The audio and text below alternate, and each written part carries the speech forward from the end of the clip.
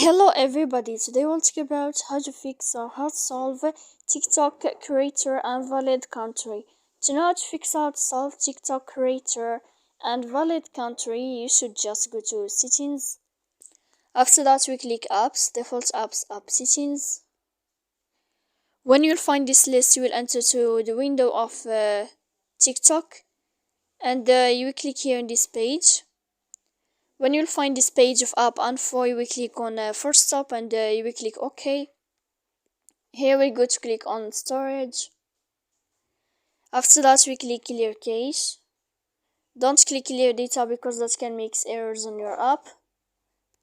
And in the end you can go to Play Store.